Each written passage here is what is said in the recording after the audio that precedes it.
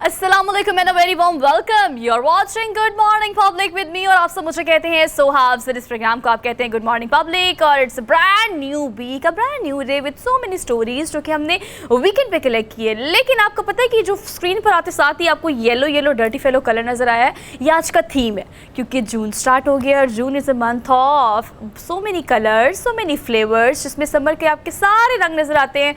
भाई आजकल बच्चे बहुत खुश हैं, वो इसलिए कि छुट्टियाँ हो गई हैं। बच्चे इसलिए भी खुश हैं कि सीज़न है, और सीज़न किसका है? आम का सीज़न है। इसके अलावा छुट्टियों का सीज़न है, घर में रहेंगे, स्टे करेंगे, याशी करेंगे, एंजॉय करेंगे। तो बच्चों की जो एक्साइटमेंट है वो तो आपको आजकल नज़र आ रही होगी। अम्मा अब्बा जो पेरेंट्स हैं ना, वो भी ज़रा रेस्टिंग मूड पे चले गए बिकॉज सुबह सुबह उठना नहीं पड़ता, बच्चों को स्कूल भेजना नहीं पड़ता, और इस तरह की बहुत सारी स्टोरीज़ आज के पूरे प्रोग्राम में होंगी हमारी। लेकिन हम सेलिब्रेट करेंगे आज के दिन को because is a first working day यानी मंडे। सो मंडे को हम अकेले सेलिब्रेट नहीं कर सकते। पूछते हैं हरमीत पाजी कि उन्होंने वीकेंड कैसे गुजारा और इस वीक पे उनके क्या प्लान्स हैं। सो अस्सलाम वालेकुम हरमीत पाजी, कैसे हैं आप? Good morning from Lahore studio. जी वालेकुम सलाम, सत श्री अकाल, गुड मॉर्निंग। आपने दोस्त फरमाया कि जून का महीना शुरू होते ही क्योंकि सुबह सुबह बच्चों को छोड़ना, लेकिन ये भी एक अजाब हो जाता है कि बच्चे जब घर में होते हैं तो माँ बाप की नाक में दम कर देते हैं। छुट्टी होती हैं और बहुत सारे बच्चे जो हैं वो अपने नानकों के घर, कोई दादों के घर, किसी गांव की और जो शहर में रहते हैं। लेकिन बहरहाल पूरा साल इंतज़ार होता है और ज़्यादातर बच्चे जो हैं वो गांव की तरफ रुख करते हैं क्योंकि एक तरफ मौसम बहुत प्यारा होता है, दूसरी जानिब इंतज़ार होता है पूरे साल अपनों से बिछड़ने का और खुशी होती है अपनों से दोबारा मिलने की। और दूसरी बात आपने की तो फिर आज आप पूरा मैंगो मैंगो बन के आई हैं। कोई बात नहीं, रात को मैंने भी आपको फ़ोन किया था कि आपने दस्तार पहन के आनी है येलो रंग की because we are just going to celebrate the season of summer plus हम मैंगो सीजन को भी आज सेलिब्रेट करेंगे। बाकायदा तौर पर हमने आज एक सेगमेंट भी रखा हुआ है कि फलों के बादशाह यानी आम की हम बात करेंगे, लेकिन साथ साथ हमने कुछ इस पूरे टॉपिक को प्रोडक्टिव भी बनाना था। तो हम ये भी बात करेंगे कि जो शुगर पेशेंट्स हैं यानी डायबिटीज़ जिनको है या जिनको कोई और, क्योंकि आप अगर शुगर कैलोरीज़ की बात करें और मीठे की बात करें तो आम अगर मीठा निकल आए तो वैसे खुश हो जाते हो, लेकिन ज़्यादा मीठा निकल आए तो फिर आपको थोड़ी एहतियात भी करनी पड़ती है।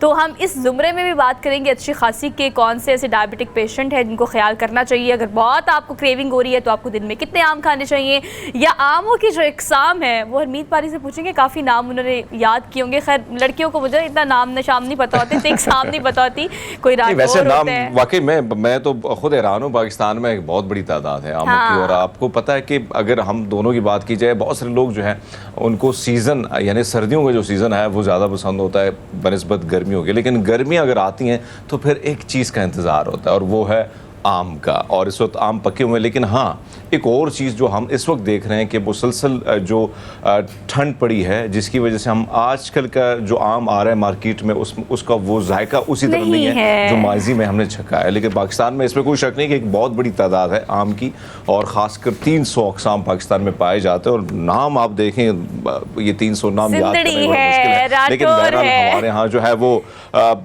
हाँ राठौड़ है, क्या क्या लंगड़ा है, वही आप अंदाज़ा लगा ले। हाँ अलमास है, चौंसा है, काला चौंसा है, गुलाब ख़ास है, फिर ज़फ़रान है और बहुत सारे ऐसे हैं। माल्टा भी इसमें है। आपने तो सारे नाम याद किए हुए हैं, लेकिन आपको पूरा माल्टा बन के आ गया। कल मैं एक मीम देख रही थी, इस मीम में ये लिखा हुआ था कि वज़ीर-ए-आज़म पाकिस्तान शहबाज शरीफ जो है वो आजकल आपको पता है टर्की के दौरे पे हैं और मुबारकबाद देने के लिए गए हैं तैयब एर्दोगान को, और वो साथ बहुत सारे आम लेकर गए हैं। और मीम में ये लिखा हुआ था कि आधे आपके आधे मेरी भाभी के हैं। तो इस तरह की मीम्स आम को लेके और आप वैसे उसमें अगर आप देखें ना, हम अक्सर वैसे हमारी महफिलों में ये बात की जाती है कि भाई क्या तू आम लेने आया है, तो उसमें अगर आप देखें ना वज़ीर-ए-आज़म साहब कहते हैं मैं आम लेके नहीं देने के लिए आया हूँ। तो अब पहली बार ये बात है कि हम माजी में तो जब भी वज़ीर-ए-आज़म साहब की स्पीच निकाले तो उसमें सिर्फ लेने की बात होती, लेकिन इस बार पहली बार हमने दिल बड़ा की और हमने कहा भाई हम इस बार आम देने के लिए आए हैं। बस देखिए जी, काफ़ी मैंगो सीजन का हमने ग्लैमराइज कर दिया है। ऑल दो हमारा एक डिटेल में टॉप स्टोरी में सेगमेंट भी है, इसको हम डिटेल में करेंगे, फिर आज से भी सवाल से चिट चैट करेंगे। Let's talk about top stories of the programme यानी पब्लिक की मंडे की आज की जो टॉप स्टोरीज है वो आप सबसे पहले शेयर कर लेते हैं कि पूरे 2 घंटे के रनडाउन में हमारे पास क्या क्या है आपसे शेयर करने के लिए। दिन का आगाज़ तो हमने काफ़ी इसको येलोइश करने की कोशिश की है, लेकिन आपको पता है हमारे रनडाउन का आगाज़ जो है हमेशा टॉप स्टोरी यानी पॉलिटिकल स्टोरी से होता है। तो वीकेंड पे क्या हैपनिंग रही है, आज के दिन की मुनासबत से क्या क्या क्या हैपनिंग सियासी मंजरनामे पे होने जा रही है, इस हवाले से आपको अपडेट करेंगे। आपको पता है उस्मान बुज़दार को आज नैब लाहौर ने तलब किया है। और अगर हम मिलियन पाउंड केस की बात करें तो आपको पता है वीकेंड पे बहुत सारे वुज़रा जो रह चुके हैं PTI से जिनका ताल्लुक था, या बहुत सारे ऐसे लोग जो PTI में काफ़ी एक्टिव थे, अब उनके ख़िलाफ़ जो है वो तहकीकात का बाकायदा आगाज़ किया गया है, उनके एहसास की तफसीलात मांगी गई हैं। इस हवाले से नैब ने आज उस्मान बुज़दार को भी तलब किया है। इस पर हम डिटेल में बात करेंगे आज के प्रोग्राम में कि नैब के आगे फ्यूचर में क्या इन्वेस्टिगेशन के लिए किस किस को इस दायरा कार में शामिल करने की ज़रूरत है, किस पर घेरा तंग हो सकता है। खैर, इसको हम डिटेल में डिस्कस करेंगे। इसके अलावा एक और अपडेट ये भी है कि आज हमारे वज़ीर ख़ारजा बिलावल भुट्टो ज़रदारी जो है वो इराक़ जा रहे हैं और उनका 3 रोज़ा स्टे होगा वहाँ पर। उसमें क्या क्या एक्टिविटीज़ होंगी इस हवाले से भी आपको अपडेट करेंगे, जाने का मकसद क्या है और उसके बाद वहाँ पर क्या क्या मीटिंग्स होंगी, इस हवाले से एक हमने पॉलिटिकल सेगमेंट में इसको डिस्कस करेंगे। फिर हम आगे बढ़ेंगे और आगे बढ़ के हमने आपको सवात लेके जाना है, हरमीत पाजी का सवात। और हरमीत पाजी का वहाँ का अब्दुल समद जो है ना बहुत एक्टिव है हरमीत पाजी की तरह, हमेशा कुछ ना कुछ ऐसे बनाकर हमें भेजते रहते हैं, या वहाँ पर जो होने वाली एक्टिविटी हैं उसके हवाले से हमें अपडेट करते रहते हैं। तो पाक आर्मी क्रिकेट टूर्नामेंट का आगाज़ हुआ वहाँ पे, वो टूर्नामेंट कैसा रहा, किस किस ने पार्टिसिपेट किया, क्या क्या एक्टिविटीज़ थी, सवाद सी ये रिपोर्ट है जो कि हम शामिल करेंगे प्रोग्राम में और वहाँ के इस टूर्नामेंट के हवाले से आपको अपडेट करेंगे। बिकॉज आजकल के स्ट्रेसफुल माहौल में खेल एक वाहिद चीज़ है, या क्रिकेट की बात कर लें या हॉकी की बात कर लें, जो कि आपका स्ट्रेस्ड आउट करती है, थोड़ा आप अच्छा जो है वो फील करते हैं खेल कूद करके। खैर, आगे बढ़ेंगे। आज है 5 जून, अगर आपको डेट याद नहीं है, क्योंकि अरमीत पाजी ऐसा होता है कि समर वेकेशन में ना और छुट्टियों में अक्सर डेट भूल जाते हैं हम, और हमें नहीं पता होता आज क्या डेट है। बच्चों को सिर्फ याद होता है उन बच्चों को जो स्कूल जाते हैं, रोज़ाना अपनी कॉपी के ऊपर डेट लिखते हैं। आपको याद होगा, एक छोटी सी हमारी प्रैक्टिस है, बच्चे बल्कि बड़ा रिलेट करेंगे इसको, कि हम रोज़ाना जब स्कूल जाते थे कॉपी पेंसिल खोलते थे और उसके ऊपर लिख लेते थे कि आज ये डेट है। अब तो फ़ोन पकड़ते हैं और अगर डेट का कोई दिन हो कि इस दिन ये करना है तो हमें डेट याद आती है। खैर, आज 5 जून है। आज जो है वो माहौलियात का आलमी दिन मनाया जा रहा है। ओ माय गॉड, इस वक्त इस चीज़ पर बात करने की अशद ज़रूरत है। हरमीत पाजी, हम हमेशा अपने प्रोग्राम में क्लाइमेट चेंज की बात करते हैं, तग़य्युराती तब्दीली की बात करते हैं, ना सिर्फ पाकिस्तान में बल्कि पूरी दुनिया में। तो हरमीत पाजी, आज उसका आलमी दिन मनाया जा रहा है और हमने एक ऐसा रुख देखा है जो आपने देखा कि लास्ट ईयर जिस किस्म से हलाकतें हुई, जिस किस्म का नुकसान हुआ, आज भी हम देख रहे हैं कि वो जितने लोग जिनके सैलाब की तबाहकारियों से हमने आज भी देखा है कि आज भी वो वहाँ भी टेंट सिटी में बैठे हुए हैं और बेयार मददगार। बहुत सारे रिपोर्ट्स आज भी हम देख रहे हैं कि मीडिया पे तो उस तरह काम नहीं हो रहा, लेकिन जो सोशल मीडिया के थ्रू चीज़ें आ रही हैं, तो आपने दुरुस्त फरमाया कि ये तग़य्युरात जो हैं इससे सबसे ज़्यादा नुकसान इस वक्त हमारे मुल्क का हो रहा है और उस पर बात करना लाजिम है और उस पर अमल करना भी लाजिम है। वो सैलाब हो, वो ज़लज़ले हों, ना सिर्फ पाकिस्तान में बल्कि टर्की में, और अगर आप यूरोप साइड की बात करें तो वहाँ पे मौसमियाती तग़य्युराती तब्दीली की वजह से बहुत ज़्यादा ठंड होना और फिर बहुत ज़्यादा गर्मी होना, इन तमाम चीज़ों पर हम डिटेल में बात करेंगे। लेकिन इसकी थीम की बात कर लेते हैं। यूनाइटेड नेशंस की तरफ से जब 5 जून को पूरा ये दिन मनाने की तारीख़ का किया गया और डिसाइड किया गया कि हमने इसको किस तरह से मनाना है, इसके हवाले से किस तरह से अवेयरनेस देनी है, तो साथ ही साथ इसके थीम को हर साल तब्दील किया जाता है। इस साल का जो थीम है मैं आपको बता दूँ, वो प्लास्टिक जो पोल्यूशन है उस पर बात की जाएगी कि प्लास्टिक से जो आलूदगी फैलती है, और पाकिस्तान में भी अगेन इस चीज़ की बहुत ज़्यादा, इसके केसेस बहुत ज़्यादा हैं और इसकी तादाद बहुत ज़्यादा है कि प्लास्टिक की वजह से जो हमारे अमराज पैदा हो रहे हैं, और अस्पतालों की फजलाजात की अगर हम बात करें, या मुख्तलिफ जगह मुख्तलिफ सेक्टर्स में होने प्लास्टिक जो इस्तेमाल किया जाता है उसके बाद उसको डिस्पोज ऑफ करने के हमारे पास उस तरह से वसाइल मौजूद नहीं है। तो प्लास्टिक पोल्यूशन जो है वो कितनी हार्मफुल है हमारे इन्वायरमेंट के लिए, ओजोन लेयर के लिए, इस हवाले से हम डिटेल में बात करेंगे आज के इस प्रोग्राम में। इस थीम को साथ लेकर चलेंगे। उसके बाद last but not the least, जिससे हमने प्रोग्राम का आगाज़ किया था, बादशाह की बात करेंगे, फलों के बादशाह की बात करेंगे, यानी आम की बात करेंगे। और आप कहते हैं मिर्ज़ा गालिब कहते हैं ना गधे आम नहीं खाते। अब इसके पीछे क्या स्टोरी है वो डिटेल में आपसे डिस्कस करेंगे, लेकिन जो आम नहीं खाता वो गधा है, मतलब गधे आम नहीं खाते, बाकी सब आम खाते हैं। खैर, हम इस पर बात करेंगे, ये भी हमारे आज का हिस्सा होगा। अब एक क्विक ब्रेक लेनी है, वापस आएंगे। You just keep watching good morning public. Welcome back after the break. So let's talk about top story के बाद। आपको पता है फौरी तौर पर ये छोटा सा सेगमेंट होता है लेकिन बहुत इंटरेस्टिंग होता है, आपको इनकरेज करने के लिए और साथ साथ आपको थोड़ा सा ये बताने के लिए कि ज़िंदगी में अगर आप कुछ रिकॉर्ड बना कर ही ज़िंदगी में कुछ ऐसा काम करेंगे तो शायद रहती दुनिया तक आप हो या ना हो, लेकिन आपका नाम ज़रूर होगा, या तो Guinness book of world record में होगा या तो सोशल मीडिया पर कहीं ना कहीं पड़ा होगा। तो अगर आपके पास कोई आर्ट है, कोई स्किल है, उसे पॉलिश करें और फिर उसको कैश करें। क्योंकि अब हम बात करेंगे डेली डोज की। तो डेली डोज में में इंटरेस्टिंग खबरें हम शामिल करते हैं। सो पहला डेली डोज आपको दे देते हैं। Let's talk about daily dose of the programme. तो पहली खबर जो है वो है इंटरेस्टिंग और अच्छी बात ये कि पाकिस्तान से। हमेशा हम पूरी दुनिया से खबरें लेके आते हैं, लेकिन पाकिस्तान की कुछ अच्छी रिवायती चीज़ें भी हैं जो कि अपने प्रोग्राम में हम शामिल करना चाहते हैं।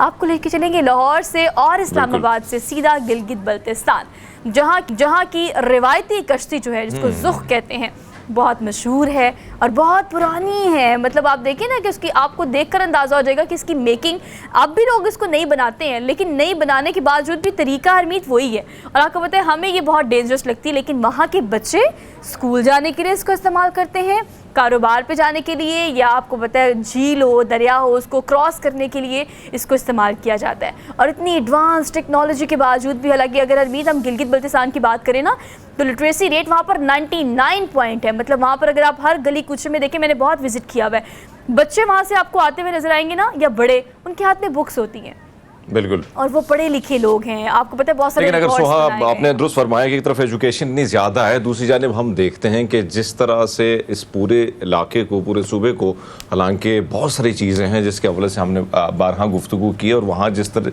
किस्म से पैकेजेस बनते हैं या जिस किस्म की चीज़ें हमारे सामने आती हैं, और एक नाम जो हमेशा बाहर दुनिया के जो है अखबारों की जीनत बना होता है, और वो गिलगित बल्तिस्तान और वहाँ के इलाके, वहाँ की चोटियाँ।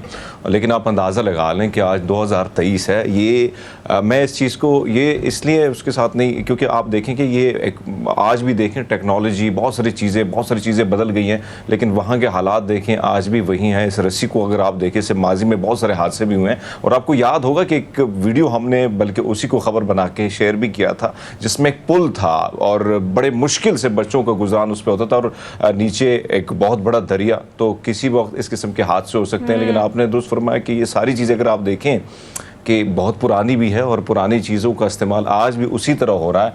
यकीनन देखा जाए, झील भी बड़ी जो है, या ये जहाँ से दरिया गुजरता है, इसको अबूर करना, तो मेरे ख़्याल में कहीं पे जो इंसान की अगर बात की जाए, ज़िंदगी की बात की जाए, तो उसको ऐसा लगता है कि एक बहुत बड़ा रिस्क है इसमें जाना। आपने दुरुस्त फरमाया कि हमारे लिए, हमें तो खौफ आता है, लेकिन वहाँ के जो लोग हैं वो आदी हो चुके हैं इन सारी चीज़ों के। लेकिन इस पर भी ध्यान देना होगा, क्योंकि बच्चे हैं, बुज़ुर्ग हैं, कुछ काम भी आ सकता है, तो कम से कम कुछ नई चीज़ें अगर मुतारिफ कराई जाएं थोड़ी बहुत, तो मेरे ख्याल में लोगों की मुश्किलात में कभी होगी। आपको पता है हमारे लिए ये एडवेंचरस हो सकता है, इंटरेस्टिंग हो सकता है, लेकिन वहाँ के लोगों के लिए आप बिल्कुल ठीक कह रहे हैं कि ख़तरे की अलामत भी है। क्योंकि जहाँ पर आप टेक्नोलॉजी की बात करते हैं, नेचर के करीब ये लोग रहते हैं, तो नेचर से इनको इतना डर नहीं लगता। वरना जिस पानी को हम देख रहे हैं और जिस तरह से ये दरिया अबूर करने का एक तरीका है, तो ये काफ़ी हद तक हमें खौफज़दा भी करता है। लेकिन वहाँ के जो बच्चे हैं, वहाँ के जो बड़े हैं, बुज़ुर्ग हैं, वो इस पर ट्रैवल करते हैं, आज भी करते हैं। इसको ऐसे ही बनाया जाता है, ऐसे ही मेंटेन किया जाता है। तो इस बात का ख्याल वाकई वहाँ पर, जहाँ पर इतनी एडवांसमेंट हुई है, आपको पता है शाहराह कराकरम बनने के बाद, और फिर बहुत सारे डैम उस इलाके में बनने के बाद, और खुजराब पास की अगर हम बात करें, चाइनीज़ के वहाँ पे बहुत सारे प्रोजेक्ट करने की बात करें, तो उस वजह से अब गिलगित बल्तिस्तान में एडवांसमेंट काफ़ी ज़्यादा आ चुकी है। लेकिन फिर भी इस पुराने तरीके को अब थोड़ा सा बेहतर होना चाहिए। लेकिन आज भी इस तरीके को लोग वहाँ पर इस्तेमाल करते हैं, और देखने में ये बहुत सयाह जो है वहाँ पे जाने वाले जो टूरिस्ट हैं, वो इसे बहुत इंजॉय करते हैं। आप भी जाएंगे तो ज़रूर विज़िट कीजिएगा। अच्छा जी, आगे बढ़ते हैं, अगली खबर आपको देते हैं। अब आपको पता है वैसे ना, जून हरमीत पाजी इस दफ़ा जो है ना फुल ऑफ सीज़न आ गया है। मतलब हमने सीज़न की बात कर ली कि एक तो आप आमों की सीज़न की बात कर लें, दूसरा फिर जून है तो जून में ईद भी है, और ईद है तो फिर मवेशी मंडियों का रश है, और फिर आप कराची की बात कर लें, लाहौर की बात कर लें, गुजरांवाला, सियालकोट, फैसलाबाद, इस्लामाबाद। आजकल तो जो लड़के बच्चे हैं ना, मतलब जो आप देखें, बच्चों का शौक़ कितना होता है घर में मवेशी जानवर 1 महीना पहले आ जाए। अब कराची की जो मंडी है उसमें आपको अच्छा खासा रश दिखाई देगा, लेकिन हमने जिस जानवर से आपकी मुलाकात करानी है ना, इसकी कीमत जानते हैं आप? मतलब आजकल आपको पता है बच्चे बड़े शौक से बताते हैं, इतना महंगा जानवर लेकर आए हैं, इतना प्यारा लेकर आए हैं, इसकी कीमत है 1 करोड़ रुपया। और इसकी कीमत 1 करोड़ क्यों है, मैं आपको वो भी बता देती हूँ। अभी जो आप देख रहे हैं, इसके मालिक का कहना ये है कि इतना खूबसूरत है देखने में ये जानवर, और आपको पता है कि इसकी जोड़ी कहीं नहीं मिलती, इस वजह से इसकी कीमत जो है वो 1 करोड़ है। और आपको पता है कि 1 करोड़ चलो कीमत लगेगी या नहीं लगेगी आखिरी दिन तक, लेकिन 30 लाख तो 35 लाख इसकी कीमत लग चुकी है। तो वो देखने में प्यारा भी कितना लग रहा है ना, प्यारा होने अच्छा, लेकिन अगर सुहाब ने तो फरमाया कि इसी दिन का बच्चों को भी इंतज़ार होता है, और हम देखते हैं कि वैसे भी जितनी भी मंडियाँ सजती हैं मवेशियों के, उसमें एक या दो जानवर ऐसे होते हैं जो टेलीविज़न की स्क्रीन पर भी नज़र आते हैं, और कहीं ना कहीं वहाँ पे जब बच्चे जाते हैं, वैसे लोग देखने जाते हैं, तो वो भी अपनी तरफ अट्रैक्ट करते हैं उस किस्म के जानवर जो है हम देखते रहते हैं। और काफ़ी सारी रिपोर्ट हमने बनाई भी हैं, जब भी मवेशी मंडी का मामला आता था या ईद उल अज़हा आती थी तो हम पहुँचे होते थे मवेशी मंडी, वहाँ से कभी एज लाया, कभी पैकेज बना लिया।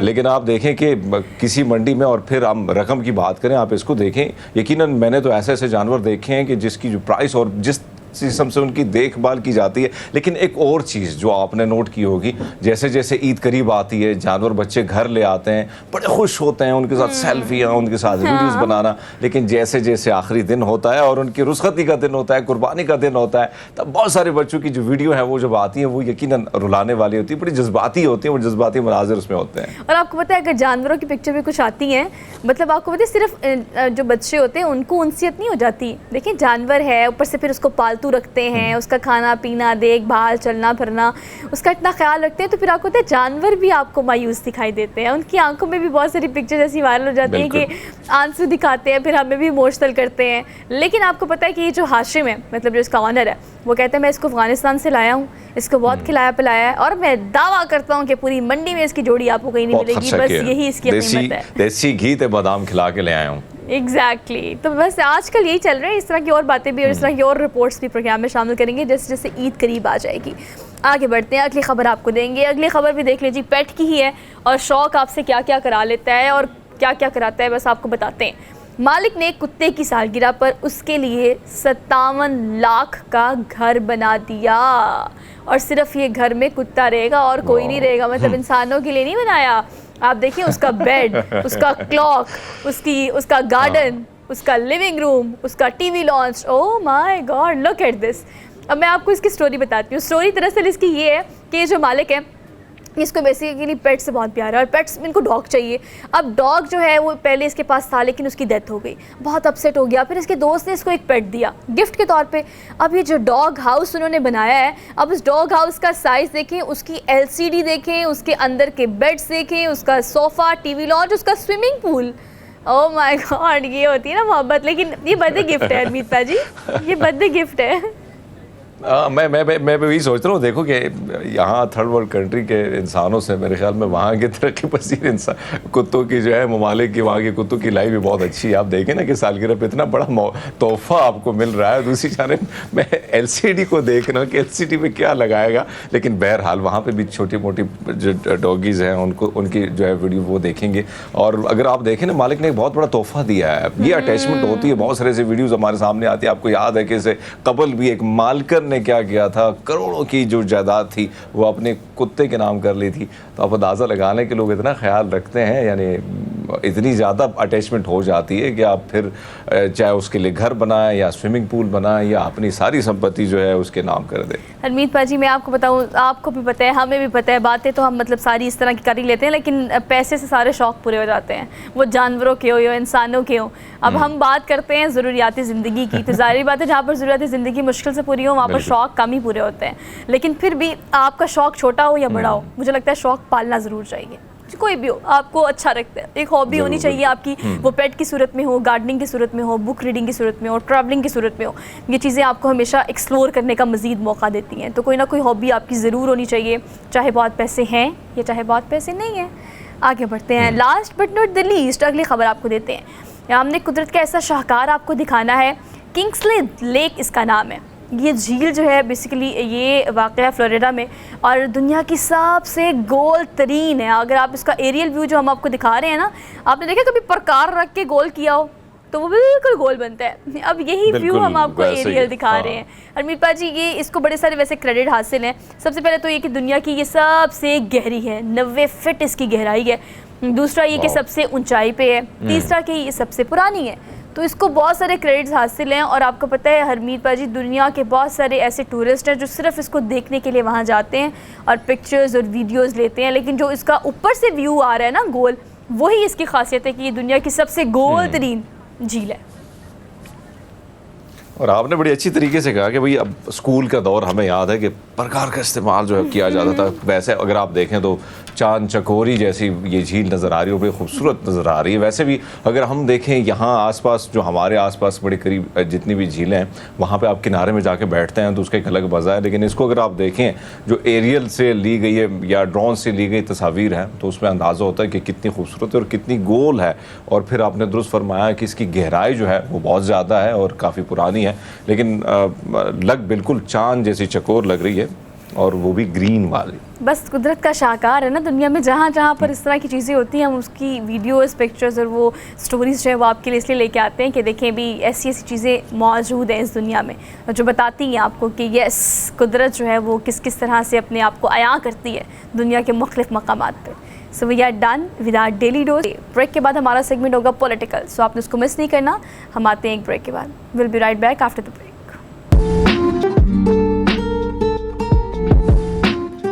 Welcome back after break. Pakistan के सियासी मंजरनामे में कुछ अहम तब्दीलियाँ हो रही हैं। अगर पाकिस्तान तहरीक इंसाफ की बात की जाए तो पे दर पे जो तमाम लोग पाकिस्तान तहरीक इंसाफ में शमूलियत इख्तियार कर चुके थे और एक स्ट्रॉन्ग टाइम पे उन्होंने, अगर वज़ीरों की बात करें, वजारतों की बात करें और इमरान खान के साथ देने की बात करें, पाकिस्तान तहरीक इंसाफ की बात करें, तो एक अच्छा टाइम कैश करने के बाद अब देखा ये जा रहा है कि आहिस्ता आहिस्ता ग्रेजुअली वो तमाम लोग जिन्होंने तहरीक इंसाफ बनाई थी वो अलग होते चले जा रहे हैं। और जिन्होंने बनाई थी, मतलब अगर हम जहांगीर तरीन की बात करें तो जिस तरीके से उन्होंने तमाम लोगों को पार्टी में शमूलियत का कहा, लेकर आए, उसी तरीके से अब उनसे राब्ते करके एक नई पार्टी की तश्कील के करीब पहुंच गए हैं। अब क्या होने जा रहा है इस पर हम बात कर लेते हैं। सज्जाद मीर साहब हमारे साथ मौजूद हैं, सीनियर एनालिस्ट, इनको आज के प्रोग्राम में खुशामदीद कहते हैं। अस्सलाम वालेकुम सर। जी sir, thank you so much for joining us this morning. Sir, रोज़ाना सुबह हम कोशिश ये करते हैं इस बारे में बात करने की कि अब सियासी मंजरनामे में कोई ऐसी तब्दीली आएगी जो कम से कम इलेक्शन की तरफ जाएगी या कुछ बेहतरी हमें नजर आएगी, लेकिन दोबारा वही चीज़ें रिपीट होती चली जा रही हैं। अब जो जहांगीर तरीन बहुत ज़्यादा एक्टिव हुए हैं, आपको क्या लगता है किस चीज़ के दर पे हैं वो और क्या करने जा रहे हैं? कोई नई पार्टी बन रही है तो क्या बनेगी, किस से बनेगी? देखिए, ये जो पीटीआई के साथ हो रहा है ये बिल्कुल एमकेएम का मॉडल है जो किया जा रहा है। एमकेएम जो बानी ने जब बयान दिया था पाकिस्तान के खिलाफ, एक तकरीर की थी, तो 24 घंटे 48 घंटे ज्यादा 72 घंटे के अंदर जो एक्शन हुआ था उसने पार्टी को कई हिस्सों में बांट दिया था। बिल्कुल ठीक। तो एक्शन तो ये हो रहा है कि पार्टी को कई हिस्सों में बांटने की कोशिश की जा रही है। एक वो पार्टी हो जो गिने जाए कि ये पीटीआई है, चाहे उसकी क़यादत शाह महमूद कुरैशी करें, जैसे कि इमरान ने कहा कि मेरे बात करेंगे। दूसरी पार्टी किसी और की क़यादत में, जहांगीर तरीन की क़यादत में हो, किसी और की क़यादत में हो। एक तो ये पैटर्न इख्तियार किया जा रहा है पीटीआई को एक पीछे करने के लिए। एमकेएम का मॉडल मैंने जिसको कहा वो किया जा रहा है, लेकिन इसमें डिले बहुत हो गई। जो एमकेएम के खिलाफ हुआ था वो तो आइंदा 48-72 घंटों के अंदर हो गया था। अब इस बात को 9 मई के बाद लटकाए जा रहे हैं। अब 9 जून आ रहा है, एक महीने के अंदर बहुत से हीरो पैदा हो चुके हैं, बहुत से बयानियां पैदा हो चुके हैं, बहुत से काउंटर बयानी चल रहे हैं। इसी सूरत में किस तरह, यानी कि ये तो आप उनको हीरो बना रहे हैं जिनको आप विलन बनाना चाहते हैं, जिनको आप गद्दार कहते हैं। गद्दार को बार बार गद्दार कहा जाए तो उसकी तो एक तरह की एक रेपुटेशन बन जाती है। मुझे नहीं समझ क्या किया जा रहा है। इतना समझ आ रहा है, अगर मैं कहूँ इतना समझ आ रहा है, इलेक्शन फिलहाल दिखाई नहीं देते। मईशत पर बहस शुरू हो गई है कि IMF आपको पैसे नहीं देगा, तो शहर के लोग भी जालिम थी, किसान मरद का शौक भी थी, इंटरनेशनल अदारे भी हमें फंसाए बैठे हैं, वो पैसे नहीं दे रहे। अब हमने कहना जी इस क्राइसिस से भी निकलना है। ये सारी सूरत पैदा होगी और मुल्क के अंदर जो सारी ये पैदा किया जा रहा है, ये 4 दिन के अंदर इनसे सेटल होने वाला नहीं है। पीटीआई 2 दिन में आप तसव्वुर नहीं कर सकते कि एमकेएम की कितनी ताकत थी, लेकिन सिर्फ कराची के अंदर बहुत बड़ी ताकत। आप यकीन नहीं कर सकते कि उनके एक पर शहर बंद हो जाता था। ये तो आप अशारे अपने मानते नहीं ना। ये तो नहीं कहते कि हमने उनको कहा था, लोग खुद निकले, उनका एक इशारा होता था तो लोग तो ये तक कहते हैं कि वो आते थे, कहते थे फलां शख्स आज क्या तारीख है, आज अच्छा 4 तारीख है, 5 तारीख है, तो 4 तारीख को 5 और 6 7 को मैं इसके सोए में शरीक होना चाहता हूँ। वो बंदा फिर सोफाइस्टिक पे नहीं मौजूद होता। अच्छा मीर साहब, एक और चीज़ जो आप जिक्र कर रहे हैं एमक्यूएम का, अगर हम एमक्यूएम की बात करें, इसी तरह अगर कंपेयर करें बहुत सारी पार्टियां माजी में अगर हम देखें, यही तोड़ फोड़, यही सारी चीज़ें, यही पार्टियां अलग, वही नाम, वही चेहरे, कुछ दुबई चले जाते थे, कोई कहीं और बिजनेस करने के चले जाते, ये सारी चीज़ें हमारे सामने। और आपने तो सारी चीज़ें बड़ी करीब से देखी। भुट्टो के काबिने में तकरीबन 38 ऐसे लोग थे जो उनको छोड़ के चले गए थे। नवाज शरीफ साहब का दौर भी आपको याद है, हम सबको याद है कि जिसमें क्या क्या नहीं हुआ था। अब वोट बैंक की बात की जाए, इस वक्त 9 मई के बाद जो सर्वे आ रहे हैं सर, वो भी पीटीआई के हक में जा रहे हैं। अगर हम देखें जो चीज़ मुख्तलिफ सर्वे हो रहे हैं, ऐसे में पीटीआई का जो वोट है इसको तोड़ना कितना मुश्किल है, क्योंकि पीटीआई का वोट जुड़ा है खान साहब के साथ, सॉरी कासिम के अब्बा के साथ सर। कासिम के अब्बा के साथ, दूसरा भी क्या सलमान के अब्बा, क्योंकि कासिम के अब्बा कहने पे मुझे इतराज होता है। एक साहब तो अबुल कासिम कह रहे थे, और वो बड़ी खतरनाक बात है। अबुल कासिम तो हुजूर नबी लक़ब गिना जाता है। तो कहना मैं ये चाहता हूँ कि ये जो सूरत पैदा हो गई, ये यकीनी तौर पर वोट बैंक इमरान का ही है, लेकिन इमरान का है। भुट्टो के बाद उस वोट बैंक को बेनज़ीर ने संभाला था, इमरान के बाद वोट बैंक को कौन संभालेगा? कुछ बुशरा बीबी को आगे किया जाएगा, बुशरा आगे आएगी। यानी तासुर ये भी है कि आज आ रहा है कि वो उसको गवाह के तौर पर तलब किया गया, और बात यहाँ तक की जा रही है कि वो वादा मांग गवाह के तौर पर सामने। मुझे नहीं पता पामिस्ट क्या कहते हैं, नजूमी क्या कहते हैं, दूसरे लोग क्या कहते हैं, मामला फहम क्या कहते हैं, लेकिन इमरान के पास कोई ऐसा शख्स नहीं मौजूद उसकी पार्टी के अंदर, या ऐसा बंदा बिल्ड नहीं किया गया जो अवाम वोट, इमरान के वोट बैंक को, इमरान नहीं, वो जो कासिम के बाप कहते हैं, उसके वोट बैंक को कैटर कर सके या संभाल सके, जहाँ उसका फायदा उठा सके। अब अल्ताफ हुसैन के वोट बैंक का फायदा तो किसी ने उठाया नहीं। वो सब लोग उसका नाम भी लेते रहे शुरू में 1 साल तक, तो कहते रहे कि हम माइनस वोट वही हैं, लेकिन किसी ने उनको वोट नहीं दिए, या वोट उनको देने इस चीज़ को भी एड्रेस कीजिएगा कि दूसरी जानिब से ये आवाज़ आ रही है, शाहिद खान अब्बासी का जो फ्रेश बयान है, उन्होंने ये कहा है कि जब तक मुज़ाकरात नहीं होंगे आपको इंतखाबात में जाने का फ़ायदा ही नहीं है, आप लोग उस तरह से कम्पीट नहीं कर सकेंगे। और फिर उन्होंने कहा कि इंतखाबात के अलावा भी कोई वे आउट नहीं है। वहाँ से ये सर इस चीज़ के हामी वहाँ पर कौन कौन आपको लगता है, अगर हुकूमत की बात की जाए, हुकूमत के इत्तेहाद की बात की जाए, तो इलेक्शंस के लिए सब कह रहे हैं कि हम इस फेवर में हैं, but still it's not happening at all. देखिए, मैं ये नहीं कहता कि हम मुनाफिकत कर रहे हैं, वो नहीं कह रहा हम मुनाफिकत कर रहे हैं, ये नहीं मैं कहता, लेकिन ये मैं जरूर कहता हूँ कि हम सच बोलने से कतरा रहे हैं। हमें नजर आ रहा है कि इलेक्शन नहीं होगा, सर क्यों इसलिए कतरा रहे हैं। हम ये नहीं कहना चाहते कि लोग हमें समझे कि हम अनडेमोक्रेट हैं, हम ये नहीं कहना चाहते कि इलेक्शन नहीं हो रहे या इलेक्शन नहीं हो पाते, लेकिन जो मुल्क के हालात है, जो मामलात हैं, ये सूरत हाल है, एक तो इलेक्शन मसले को हल नहीं करेंगे, मैं साफ कहता हूँ। अच्छा, दूसरा मैं कहता हूँ कि अगर इमरान खान को आप सचमुच समझते हैं, जो आप समझ रहे हैं, तो ऐसे शख्स का पावर में आना किसी सूरत भी मुल्क के लिए बेहतर साबित नहीं हो सकता। हिटलर का पावर आना इलेक्शन के जरिए हुआ था, लेकिन बेहतर साबित नहीं हुआ था। मैं हिटलर से मुआवजा नहीं कर रहा, मैं कह रहा हूँ कि जो आप उसको समझ रहे हैं, अगर वो सचमुच ऐसा है तो उसका पावर में आना भी खतरनाक होगा। और जो मईशत का लिए आपने हमारे साथ हो रहा है, तमाम आलमी इदारे हमारे लगे हुए हैं, उससे निकालने के लिए भी कोई चेंज अगर इस वक्त आ जाती है तो कोई फायदेमंद नहीं। ऐसी सूरत में हम कैसे कहें? मीर साहब, आपने माशी सूरत हाल की बात आप कर रहे हैं, माशी सूरत हाल की अगर बात करें, IMF की अगर हम बात करें, दीगर ममालिक की बात करें, उमूमन उनको चाहिए होता है कुछ ऐसी सिक्योरिटी, ऐसी चीज़ें कि ताकि वो इन्वेस्टमेंट भी कर सके, कहीं ना कहीं वो पाकिस्तान को लोन भी दे सके। लेकिन हम अदालतों की बात की करें, एक तरफ अदालतों का जो मयार है वो आहिस्ता आहिस्ता पूरी दुनिया में इंटरनेशनल ख़बरों जो हैं वो छप भी रही हैं हमारे अदालतों के हवाले से कि कितनी कमज़ोर हो चुकी हैं। ऐसे में अगर आप देखें PTI के मुख्तलिफ रहनुमाओं के हवाले से जो चीज़ हो रही है, क्या ये दुरुस्त अमल है? आपने मियां असलम की बात अगर कीजिए, उसके बेटी के जहेज के जो सारा सामान था वो पुलिस लेके चली गई है। फिर अगर हम अहमद अजहर की बात करें तो उनके वालिद साहब को उठा दिया गया, इसी तरह नजीम चंद साहब जो हैं उनके 75 साल वालिद साहब को उठा दिया गया। ये जो चीज़ है, आपको नहीं लगता कि हुकूमत बुरी तरह हार चुकी है या हार मान चुकी है इस किस्म के हथकंडों को अपनाना, खवातीन पर तशद्दुद करना, जो वीडियोज़ हमारे सामने चीज़ें आ रही हैं? सर लेकिन ये सब चीज़ें आ रही हैं ना, तो इसको तो किसी ने जज नहीं किया ना जी। मियां असलम इकबाल को मैं अच्छी तरह जानता हूँ, हमाद अजहर को तो मैं इतना नहीं जानता, लेकिन उनके बाप को जानता हूँ, मियां अजहर को। वो पंजाब में शरीफों की भाई होने के चक्कर में, कि गोया उनके चौथे भाई हैं कि 5वें भाई हैं, उसके चक्कर में वो गवर्नर भी बने थे और पावर में भी आए थे। जो कुछ हुआ था उनकी वजह से हुआ था, और फिर उनको वजीर आजम का कैंडिडेट बनाया गया। इस जवाब में एक लाहौर में एक कश्मीरी फैमिली के मुकाबले में एक राई फैमिली की जरूरत थी, और मियाँ आजम उससे पूरा करते थे। लेकिन दरमियान में तय कर दिया गया कि ये शायद आदमी डिलीवर नहीं कर सकता, उसको डंप कर दिया गया। जो शुजात और दूसरे लोग जो थे वो उनको आउट मनूवर कर गए। इससे है कि सियासत में कुछ नहीं पता चलता क्या होना है। और इस वक्त अगर हम समझते हैं हुकूमत आ गई, हुकूमत तो कुछ नहीं कर रही।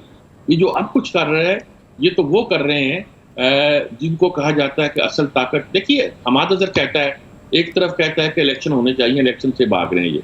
दूसरी तरफ कहता है कि हम इनसे बात नहीं करना चाहते, हम तो उनसे बात करना चाहते हैं जो असल ताकत है। सजाद साहब, थैंक यू सो मच। और आपके इस हवाले से ठीक है कि जो हो रहा है, जैसे हो रहा है, जहाँ से हो रहा है, इन बातों का काफ़ी हद तक हमें अंदाज़ा भी है, लेकिन उसके बावजूद भी चीज़ें बेहतर होने के लिए हम होप कर सकते हैं। इसके अलावा हमने कुछ नहीं सोचना। खैर, ब्रेक लेनी है, वापस आते हैं। Keep watching good morning public.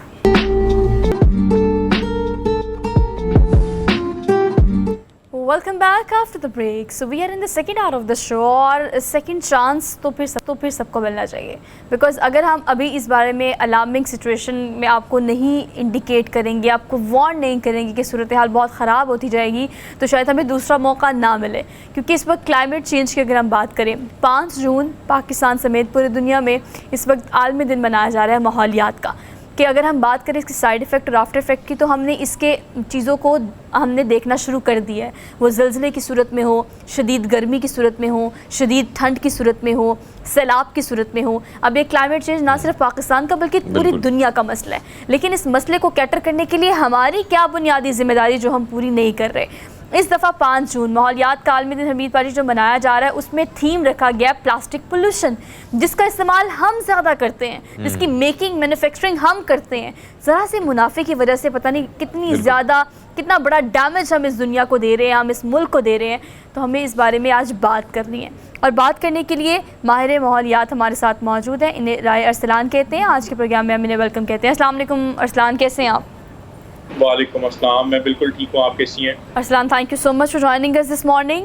Arsalan, अगर हम माहौलियात के आलमी दिन की बात करें और आज की थीम की बात करें, तो इस थीम पर बात करना बहुत ज़्यादा ज़रूरी है। बिकॉज हमारी रोज़ाना की ज़िंदगी में हमें इस बात का अंदाज़ा नहीं कि प्लास्टिक पोल्यूशन कितनी ज़्यादा है, जो हम इस्तेमाल भी कर रहे हैं, मतलब हम कंज्यूम भी कर रहे हैं, कुछ लोग उसको बना भी रहे हैं, कुछ लोग उसको डिस्पोज ऑफ कर रहे हैं, लेकिन वो डिस्पोज ऑफ हो नहीं रहा। ये प्लास्टिक पोल्यूशन कितना बड़ा डैमेज है, या इसकी रिप्लेसमेंट क्या हो सकती है? मतलब अगर ये नहीं करें तो फिर क्या करें? जी बहुत शुक्रिया। सबसे पहले प्लास्टिक पोल्यूशन, अभी जो एनवायरनमेंट डे सेलिब्रेट किया जा रहा है यूएन की तरफ से, उनका थीम है beat plastic pollution. And we know कि एनवायरनमेंट में plastic pollution is one of the biggest challenges जो अभी दुनिया में हम फेस कर रहे हैं। अगर हम स्टेटिस्टिक्स की बात करें तो हर साल दुनिया में तकरीबन around 400 million turns plastic, single use plastic जो है वो प्रोड्यूस किया जाता है, जिसमें से उसमें से हाफ ऑफ दैट जो है वो सिंगल यूज होता है, राइट? और उसमें से भी सिर्फ लेस देन 10% जो है वो रिसाइकल होता है, the rest of it is wasted. देखिए, अब प्लास्टिक जब इजाद हुआ पिछली सदी में, तब प्लास्टिक की यूटिलिटी बहुत ज़्यादा थी, बिकॉज बहुत मोल्डेबल मटेरियल था, आप जो मर्जी चाहें प्लास्टिक से बना सकते थे। लेकिन इसका सबसे बड़ा इशू जो हमें फेस करना पड़ रहा है, जो अभी भी हमें रियलाइज हुआ है, कि आप इसको बायोडिग्रेडेबल नहीं है, यानी आप इसको रिसाइकल नहीं कर सकते। आप किसी डंप में, किसी गार्बेज की जगह पे प्लास्टिक को अगर आप डंप करेंगे तो फॉर हंड्रेड्स ऑफ ईयर्स वो प्लास्टिक वहीं पे इंटैक्ट रहेगा। उसके अंदर वो एबिलिटी नहीं है कि वो अपने आप को सॉइल के साथ रिसाइकल करके सॉइल का एक हिस्सा बना सके।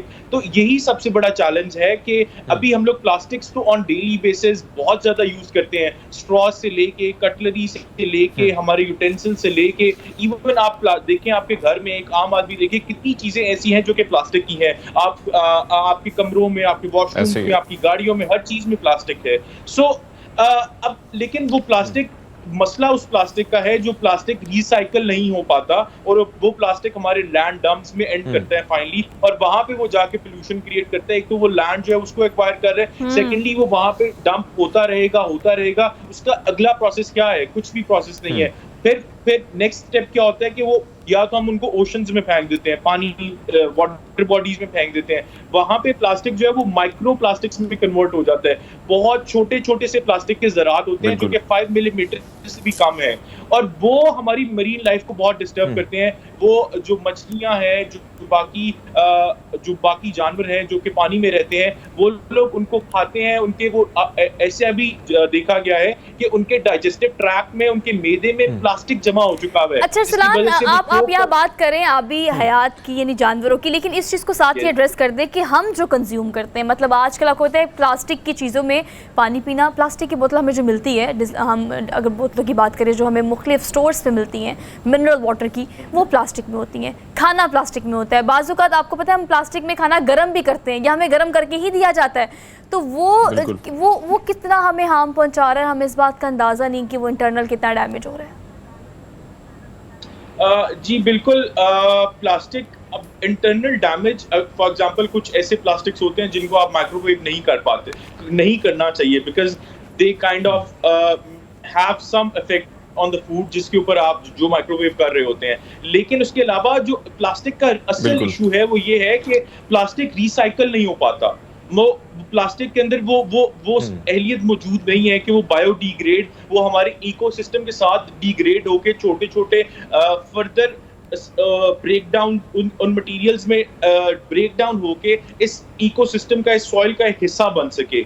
ये सबसे बड़ा इशू है प्लास्टिक का, व्हिच इज व्हाई पूरी दुनिया जो है वो सिंगल यूज प्लास्टिक को बैन करने की कोशिश में है, जो कि इस प्लास्टिक डे जो कि आज एनवायरनमेंट डे के ऊपर यूएन सेलिब्रेट कर रही है। असलन जो आप बता रहे हैं, आपने जो फरमाया अभी में, एक तरफ तो हम देख रहे हैं कि पूरी दुनिया की आबादी बढ़ रही है, और अगर हम अपने मुल्क की बात करें तो यहाँ पे तो जो अभी सर्वे हुए हैं और जो चीज़ें हमारे सामने हैं, यकीनन वो कुछ अच्छी चीज़ें नहीं हैं मुल्क के हवाले से। लेकिन जो प्लास्टिक है, जो तादाद आपने बताई, वो अब आहिस्ता आहिस्ता मज़ीद बढ़ रही है क्योंकि आबादी बढ़ रही है और डिमांड भी बढ़ रही है। ऐसे में अगर हम देखें, टर्की में हमने देखा, पाकिस्तान में देखा, दीगर ममालिक में देखा, आज भी अगर हम देखें जून का महीना है लेकिन रात की जो ठंडक है ऐसा महसूस होता है कि शायद ये फरवरी का महीना है। तो ऐसे में ये जो तब्दीलियां आ रही हैं, इस पर क्या समझते हैं कि कितना जल्दी पूरी दुनिया को एक्शन लेना होगा? बैन तो पहले पाकिस्तान में भी आपको याद है तहरीक इंसाफ की हुकूमत में हुआ, फिर एक माफिया है उसके सामने आके खड़ा हुआ और वो सारी चीज़ें आपके सामने थी। देखिए, दुनिया तो इस चीज़ के ऊपर बहुत ज़्यादा एक्शन ले रही है। जैसे कि हम देखते हैं जो डेवलप्ड मुल्क हैं, जो थोड़े से आगे हैं हमसे, वो लोग इस प्रॉब्लम को समझ चुके हैं, और कनाडा हो गया, उसके अलावा और भी ममालिक हैं जिन लोगों ने कहा है कि we want to go plastic free by 2029 और बाय 2030 के हमारे मुल्क में प्लास्टिक बिल्कुल इस्तेमाल ना हो। आम तौर पे अगर बात की जाए तो उसमें हम लोग ये सिंगल यूज प्लास्टिक में स्ट्रॉज बहुत ज्यादा यूज करते हैं। रेस्टोरेंट्स पे स्ट्रॉज होते हैं जो काफी ज्यादा वो आपने एक दफा उसमें से पी लिया, उसके बाद you just throw it out, उसके बाद उसकी कोई यूटिलिटी नहीं है। लेकिन वो रेस्टोरेंट जो चला रहा है, वो जो कंज्यूमर उस स्ट्रॉ में से पी रहा है, दोनों ये सोचने से कासिर हैं कि क्या इसका इम्पैक्ट क्या है। मतलब हम लोगों में जो एक चीज हमें इनकलकेट करनी चाहिए अपनी पब्लिक के अंदर, वो ये है कि the awareness of their actions, कि मैं ये प्लास्टिक स्ट्रॉ अगर यूज कर रहा हूँ तो हो सकता है ये प्लास्टिक स्ट्रॉ मैं फेंकूंगा यहाँ पे, जो कि किसी प्रॉब्ली एक डंप में, जो कि शायद डस्टबिन में जाएगा, वो डस्टबिन आगे किसी और डंप में जाएगी, वो डंप आगे किसी ओशन में जाएगा, और कोई हो सकता है इसके माइक्रो प्लास्टिक्स मेरी किसी मरीन लाइफ को डिस्टर्ब कर रहे हैं, और पूरे दुनिया का इकोसिस्टम जो है उससे डिस्टर्ब हो रहा है।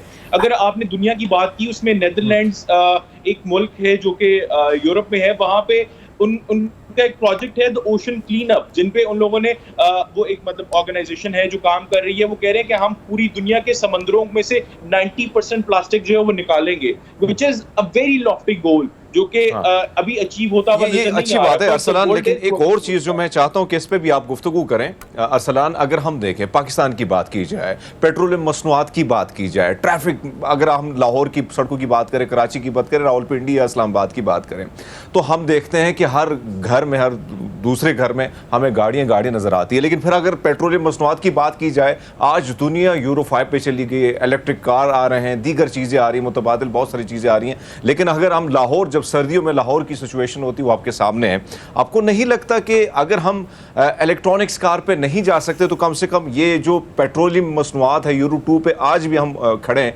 इससे थोड़ा सा हटना तो चाहिए? जी बिल्कुल, यकीनन बिल्कुल हटना चाहिए और इसमें अफसोस के साथ कहना पड़ रहा है कि एक आम शहरी इसमें बेबस है, बिकॉज़ उसने जाके पेट्रोल पंप से जिसको पेट्रोल मिलेगा उसने वो पेट्रोल अपनी गाड़ी अपनी बाइक में डलवाना है और उसी से अपनी ज़िंदगी गुजारनी है। उसके पास ना इतनी एबिलिटीज़ हैं, ना इतनी पावर है कि वो इन मामलात के बारे में सोच सके कि मेरे पेट्रोल की क्या रिपरकशंस हो रही हैं environmentally. This is something which state has to come forward with, और स्टेट को इस तरह के एक्शंस लेने पड़ेंगे ताकि वो अवाम देखिए, अवाम का जहां तक ताल्लुक है, अवाम एनवायरमेंटली कॉन्शियस जरूर हो सकती है कि वो ये जरूर एहसास कर सकते हैं कि हमें ऐसे डिसीजंस लेने हैं। लेट्स से हमने ये सिंगल यूज प्लास्टिक बैग्स जो कि पाकिस्तान में बहुत ज्यादा यूज किए जाते हैं, आप लोग देखें दुकानों पे आम तौर पे जो नॉर्मल ग्रोसरी स्टोर्स होते हैं जो छोटी छोटी कम्युनिटीज में मार्केट्स में होते हैं, वहां पे हर वक्त का जो लेन देन है वो हो ही इन सिंगल यूज प्लास्टिक बैग्स में रहा होता है, which is also a source for plastic pollution। तो आप उनको मिनिमाइज कर सकते हो। आप फॉर एग्जांपल अपने साथ अगर पब्लिक की हम बात करें तो एक थैला लेके जा सकते हैं कि उस थैले में अपनी चीजें लेके आए और वो उसी को बार बार यूज करते रहें, हर दफा जाके एक नया प्लास्टिक बैग खरीदने की जरूरत नहीं है। तो ऐसी चीजें पब्लिक कर सकती है। उसके अलावा आप देखें चाइना ने अपना पूरा प्लास्टिक बैग्स बिल्कुल बैन कर दिए हैं। They don't use plastic bans at all। China के अलावा हम अफ्रीका की बात करें, वहां पे तंजानिया में जो टूरिस्ट आते हैं वो उनसे एयरपोर्ट पे शॉप बैग्स जो सिंगल यूज बैग्स हैं वो कॉन्फिस्केट कर लेते हैं कि आप ये बैग्स हमारे मुल्क में नहीं लेके जा सकते। सो इस तरह की कुछ चीजें जो हैं कुछ स्टेट लेवल पे, कुछ हमारे एट द इंडिविजुअल डोमेन में हमें करनी पड़ेंगी ताकि हम अपने डिसीजंस को थोड़ा ज्यादा कॉन्शियसली देख सकें कि हमारे डिसीजंस का, हमारी छोटे छोटे एक्शंस का overall impact on the global scale या on at least Pakistan scale environment पे क्या हो रहा है, राइट? ठीक है Arsalan, thank you so much. आपकी बातें काफ़ी अवेयरनेस जनरेट करने के लिए बहुत ही, बिकॉज अगर मैं बात करूं आम पब्लिक की तो मैंने प्रोग्राम के आगाज़ में जब ये टॉपिक इंडिकेट किया तो मैंने कहा था कि हमारी क्या जिम्मेदारी है। मतलब अगर स्मॉल स्केल बिजनेस की बात करें तो आपकी प्रोडक्शन में वो चाहे टॉयज़ बनाने हो, इंजेक्शंस बनाने हो, बॉटल्स बनानी हो, डिस्पोजेबल की बहुत सारी ऐसी आपने क्रॉकरी बनानी हो, वो तमाम चीज़ें जो हैं वो स्मॉल स्केल बिजनेस जो बनाते हैं उनको इस चीज़ को कीप इन माइंड रखना चाहिए कि कौन सा प्लास्टिक यूज़ करना है जो कि डिस्पोज ऑफ हो सके या रिसाइकिल हो सके। तो ये हमारी भी अखलाकी और माशरती जिम्मेदारी, इसको हम पूरा करेंगे तो शायद ये क्लाइमेट चेंज या माहौलियात में जो हमारा किरदार है उसको हम अदा कर सकें। तो आपको इस चीज़ के बारे में थोड़ा सा सोचना चाहिए। हमने एक ब्रेक लेनी है, वापस आएंगे। आप देखते रहिए प्रोग्राम जिससे हम कहते हैं good morning public. Welcome back after the break on the lighter note. आम ये तेरी खुशनसीबी वरना लंगड़ों पे कौन मरता है। अब ये मैं वो एक साम आपको बताना चाह रही हूँ जिसका रट्टा लगा के मीत बाजी ने फर हमें बताया था कि कौन कौन से आम होते हैं। वो रठोर होता है, लंगड़ा होता है, या फिर उसके अलावा ऐसे बहुत सारे एग्जाम है जिसके बारे में जो एफिलिएट होती है मुख्तलिफ सिटीज़ से, मुख्तलिफ इलाकों से, जो उनकी खासियत है। कोई उनके इलाकों के नाम पे है, किसी की कोई हिस्ट्री है। लेकिन आमों के सीज़न की अगर हम बात करें तो जून शुरू होते साथ ही, समर वेकेशन शुरू होते साथ ही ये सीज़न जो आमों का शुरू होता है, इसके बारे में हम तो जितनी बात कर ले उतना कम है, लेकिन इतना आम खा लें उतना कम है। अब हमने इस बारे में तो बात करनी है कि सीज़न आ गया है, मैंगो सीज़न, लेकिन इसके साथ साथ आम जो है ऑब्वियसली शुगर लोडेड भी है। मतलब अगर आप फलों के बादशाह आम की बात करें तो जितना वो रसीला होता है, जितना वो मीठा होता है, मज़ेदार होता है, उसके साथ साथ आपको इस बात का ख्याल भी करना पड़ता है। अगर आप डाइट कर रहे हैं तो आम कितने खाने हैं, अगर आप डायबिटिक पेशेंट हैं तो आम कितने खाने हैं, कोई और बीमारी है तो कोई वो ट्रिगर तो नहीं होती आम खाने की वजह से। तो दिन में अब आम कसरत से खाने हैं तो अभी इस बात का ख्याल रखना पड़ेगा कि अपनी सेहत का भी ख्याल रखना है आपने। तो इस प्रकार डिटेल में बात करने के लिए डराना मकसद नहीं है, लेकिन एहतियात ज़रा ज़रूरी है। एहतियात जो है वो परहेज़ इलाज से बेहतर है। तो हमने बुलाया है ताबिंदा, हमारे साथ मौजूद है ताबिंदा रियाज इनका नाम है, माहिर ग़िज़ाइयत है। इनको आज के प्रोग्राम में वेलकम कहते हैं। अस्सलाम वालेकुम ताबिंदा। वालेकुम सलाम। जी शुक्र अल्लाह का। कैसी thank you so much for being here और गुड टू सी यू। देखिए आज हम सेलिब्रेट कर रहे हैं मैंगो सीज़न को, हम रिप्रेजेंट भी कर रहे हैं और हमने काफ़ी एक्साइटमेंट से प्रोग्राम का आगाज़ भी किया है। लेकिन एक्साइटमेंट के साथ साथ हम खुश हैं कि मैंगो सीज़न है। लेकिन आज हम ख़ास तौर पर इस बारे में बात करेंगे कि अब एक तो मार्केट में आपको पता है कि ये सीज़न आ गया, लेकिन अभी फिर भी आमों की ग़िज़ाइयत वो नहीं है। या आपकी क्या सजेस्ट करेंगे किस पीक टाइम पे या किस सीज़न में या किस मंथ में आपको आम खाना शुरू करने चाहिए? देखिए मैंगो का सीज़न जो है ना वो स्टार्ट हो चुका है। Okay. ठीक है, जैसे जून जुलाई अगस्त ये जैसे समर स्टार्ट होता है, जून मतलब समझें कि मैंगो का सीज़न जो है ना वो स्टार्ट हो गया जाता है। ठीक है। बाकी ये है कि उसकी ग़िज़ाइयत जो है वो दिन ब दिन बढ़ती है, जैसे जैसे जो है वो आम ज़्यादा आम जो पकता है है। राइप होते हैं। ठीक है, वैसे तो कच्चे आम भी खाए जाते हैं, उनकी चटनी बना के उनको एज अ पिकल के तौर पे यूज़ किया जाता है। बिल्कुल किया जाता है। ठीक है, तो जैसे जैसे वो राइप किए जाते हैं वैसे वो यूज़ किए जाते हैं। लेकिन अगर हम बात करें अब उन लोगों की जिनमें बल्कि कौन लोग होते हैं इनको आम पसंद नहीं होता ना, बस गधे आम नहीं खाते बाकी सब आम खाते हैं। अब आम सबने खाने हैं, वो डायबिटिक हैं या कोई और मर्ज़ है या कुछ भी है। कितना एक डायबिटिक पेशेंट को आम खाना चाहिए, या अगर नहीं खाना तो फिर क्या उसका है? देखिए आम तो सबको पसंद होते हैं, इसीलिए तो इसे आम का भलों का बादशाह कहा गया है। बादशाह आम कहा का। जाता है। ठीक है, the king of the fruit. Yes. ठीक है, तो इसको basically king of the fruit इसलिए कहते हैं, इसकी ग़िज़ाइयत के लिए जाना जाता है, इसकी न्यूट्रिशनल वैल्यू, इसमें जो अरोमा होता है बेसिकली जो छोटी छोटी खुशबू आ रही होती है ना इसकी, उसके लिए टेस्ट के लिए बेसिकली इसमें जितने भी मैक्रोन्यूट्रिएंट माइक्रोन्यूट्रिएंट मौजूद होते हैं, इसकी वजह से इसे किंग ऑफ द फ्रूट कहा जाता है। ठीक है, अगर इसमें हम मैक्रोन्यूट्रिएंट की बात करें तो कार्ब्स, प्रोटीन और फैट्स होते हैं। कार्बोहाइड्रेट इसमें बहुत ज़्यादा मिकदार में होते हैं। अगर हम 100 ग्राम फ्रूट की बात करें, ठीक है, तो उसमें हम देखते हैं कि 17 ग्राम कार्ब्स होते हैं, जो कि बहुत ज़्यादा हैं। ठीक है, और हम जो है अगर एक आम लेते हैं, एक आम तो बिल्कुल 100 का होता ही नहीं ना, वो तो 200 या 300 तक होता है। ठीक है, तो हमें जो है अगर डेली अमाउंट में देखा जाए तो 100 ग्राम ही कंज्यूम करना चाहिए। और स्पेशली जो डायबिटिक पेशेंट्स हैं, जिनकी जो शुगर है वो कंट्रोल्ड है, उनको इतना खाना चाहिए। और जिनकी अंडर कंट्रोल्ड होती है, बिल्कुल भी कंट्रोल्ड है ही नहीं है, बहुत ज़्यादा अप है, उनका ब्लड शुगर लेवल जो है वो बहुत ज़्यादा अब जा रहा है। ठीक है, उनको अवॉइड करना चाहिए। अच्छा ताबिंदा, आपको पता है मीत पाजी ये तो कह रही दिन में एक आम खाना अच्छा, वैसे अगर ताबिंदा अगर हम देखें अक़साम बहुत ज़्यादा हैं, अगर 300 से ज़्यादा अक़साम है। अब ज़्यादा जो है वो चौंसा है और उसका एक अलग स्वाद है, बड़ा रसीला होता है, बड़ा मीठा होता है और उसकी खुशबू भी कमाल की होती है और वैसे ही पाकिस्तान से बाहर जाता है। अब इन अक़साम की अगर बात करें तो क्या आपको लगता है, क्योंकि शुगर के बहुत सारे पेशेंट ऐसे होते हैं, मुझे इस मौके पर अपने जीजा जी याद आ गए क्योंकि उसको जब टेस्ट उन्होंने किया तो शुगर आ गया और वो आम बड़े ज़्यादा उनको पसंद थे। तो ऐसे में अगर मैं बात करूं इन अक़साम के हवाले से, क्या आपको लगता है कि इसमें कोई ऐसे अक़साम भी हैं कि थोड़ी बहुत रियायत बख्शी जाती है जो शुगर के पेशेंट हैं? देखिए आम होता है, चाहे उसकी कितनी भी इकसाम है, वो तो हमने बनाया हुआ है कि ये आम ये है। अगर हम न्यूट्रिशनल वैल्यू के तौर पे देखा जाए तो ये आम जो है फाइबर रिच होता है। ठीक है, जो हमारी कॉन्स्टिपेशन के लिए, इसके अंदर बेटा कैरोटीन होती हैं, विटामिन सी होता है जो कि हमारी इम्यूनिटी के लिए, उसके बाद हमें कैंसर से प्रिवेंट करता है। हमें तो उसकी न्यूट्रिशनल वैल्यू देखनी है। एग्जाम जो है वो तो बहुत सी हैं। ठीक है, और जब वो राइप होता है वो मैंगो ही हो जाता है। ठीक है, और मैंगो का ग्लाइसेमिक इंडेक्स बहुत ज़्यादा हाई होता है। बेसिकली ग्लाइसेमिक इंडेक्स क्या होता है, ऐसे फ्रूट जिनका ग्लाइसेमिक इंडेक्स ज़्यादा हो, ये एक मेजरमेंट डायमीटर होता है जिसको हम देखते हैं कि इसको खाने से हमारा ब्लड शुगर लेवल कितना हाई होगा। तो जो मैंगो होता है इसका ब्लड जो ग्लाइसेमिक इंडेक्स है वो बहुत ज़्यादा होता है। ठीक है, कह दें तो 70 तक होता है। ठीक है, तो जैसे ही हम खाते हैं एकदम से हमारा जो ब्लड शुगर लेवल है ना वो शूट करता है। ठीक है, अगर हम नॉर्मल पेशेंट है, नॉर्मल अगर हम हेल्दी पर्सन है तो हमें भी एक से ज़्यादा नहीं कंज्यूम करना चाहिए। ठीक है, और वो भी एक टाइम होता है, एक मेजर उन्होंने टाइम बता दिया हुआ है कि इस दौरान आप ये खा सकते हैं, इस दौरान आप नहीं खा सकते, तो हमें उसी दौरान ही कंज्यूम करने चाहिए। और बेसिक स्पेशली उन लोगों के लिए जो कि जूसेस ज़्यादा पसंद करते हैं, स्मूदीज़ पसंद करते हैं। जूसेस बेसिकली इसलिए अवॉइड किए जाते हैं वेट लॉस के पेशेंट को या डायबिटिक पेशेंट को, क्योंकि उसमें शुगर भी जा रही होती है, जिसे चीनी कहते हैं हम। चीनी जो है वो वैसे ही शुगर कहा जाता है। ठीक है, उसे और उसका ग्लाइसेमिक इंडेक्स भी 100 प्लस ही होता है ऑलमोस्ट। अच्छा अभी ना जो आपने ग्राम की बात की है ना कि मतलब 200 मैक्सिमम, मिनिमम बात कर ले, मैक्सिमम 300 ग्राम का तो एक आम होता है। जी जी, तो उसमें it's a full of everything ना, कार्ब्स, प्रोटीन, अब हर चीज़ की बात करें तो that is like full meal या फुल फ्रूट अब बात करें, हर चीज़ होती है उसमें। अब हम कंज्यूम एक आम कैसे करें, मतलब एक सिटिंग में तो 2-4 तो आराम से खाए जाते हैं। खैर इस पर हम बात करेंगे एक ब्रेक के बाद। आपके इन मसलों का हल निकालें, कोई वे आउट निकाल लेते हैं, लेकिन आम खाना नहीं छोड़ सकते। हम एक ब्रेक लेनी है, वापस आते हैं। Keep watching good morning public. Welcome back after the break. तो ब्रेक में हमारी तो काफ़ी डिस्कशन हो गई ताबिंदा से, लेकिन वो डिस्कशन आपसे भी शेयर करते हैं। ब्रेक पे जाने से पहले हमारा कतई मकसद ये नहीं था कि हम आपको डरा दें कि दिन में सिर्फ एक आम खाना है, ऐसा नहीं है। डायबिटिक पेशेंट्स के लिए हम कह रहे थे कि मैक्सिमम 200 और 300 ग्राम का एक कम से कम होता है आम, तो आपको एक कंज्यूम करना चाहिए।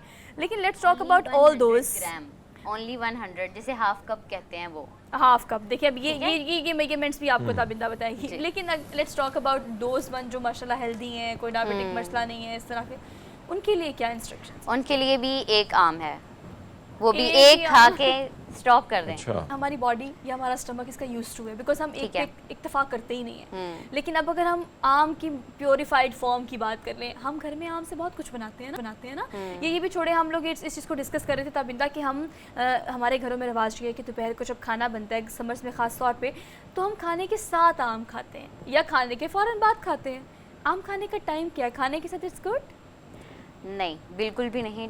खाने के बाद तो बिल्कुल अवॉइड करें मैंगो लेने से।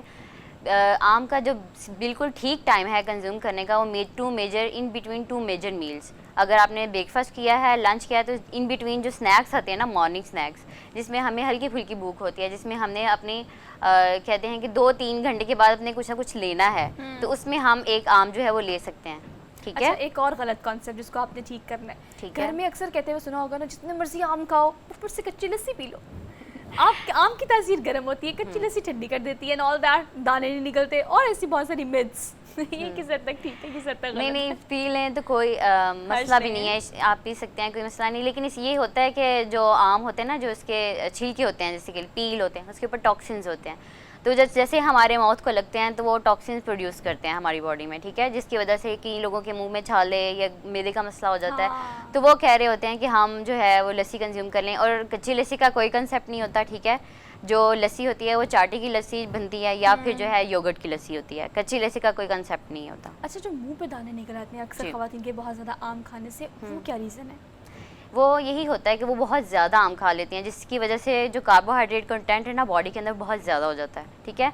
वैसे ही वो कोई डिटॉक्सीफाई उनकी बॉडी नहीं हो रही होती, और वो कार्बोहाइड्रेट का कंटेंट बहुत ज़्यादा होने की, बेसिकली कार्बोहाइड्रेट कहते हैं तो इटसेल्फ शुगर ही है। ठीक है?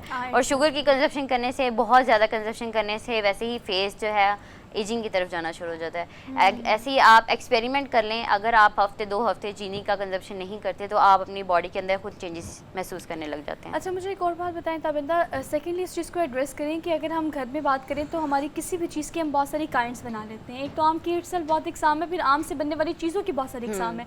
मतलब हम घर में उसको मिल्क शेक फॉर्म में भी लेते हैं। जी। आपने अक्सर पता नहीं सुना या नहीं सुना, चटनी भी आम की बहुत ज़्यादा बनती है। फिर जो कच्ची आम होता है उसकी जो चटनी, दैट इज़ समथिंग एल्स, वो और होती है। पिकल के तौर पे हम इसे यूज़ करते हम हैं। इसको पका कर भी इसकी कोई चटनी बनाते हैं घरों में ठीक ना है। अक्सर। तो ये जो फॉर्म है, ये इसको कितना इंक्रीज करती है इसकी गजाइत को, या डिक्रीज कर देती है? देखें, जो अनराइप होते हैं ना, जिसकी हम चटनी बना लेते हैं, वो कह देते हैं कि एज अ मॉडिफिकेशन हो जाती है उसकी। ठीक है? हम उसको अपने खाने में मॉडिफाई करके ले रहे होते हैं, और वो भी अच्छा है। ठीक है? और जो हम पिकल के तौर पे लेते हैं वो एज अ प्रोबायोटिक हो जाते हैं। ठीक है? जैसे कि हमें योगर्ट ले रहे होते हैं। ठीक है? और मैंगो भी एज अ प्रोबायोटिक के तौर पर ही यूज़ किए जाते हैं, जिससे हमारा निज़ाम डाइजेस्टिव सिस्टम जो है वो बहुत अच्छा हो जाता है। ठीक है? और अगर दूसरी तरफ आप बात करें कि इसकी कौन सा लेना चाहिए, तो राइप भी अच्छा है, और बेसिकली राइप ही लें, लेकिन एक क्वांटिटी में लें। ठीक है? और बिल्कुल भी इसको खाने के बाद एज अ डिज़र्ट के तौर पे कभी ना लें।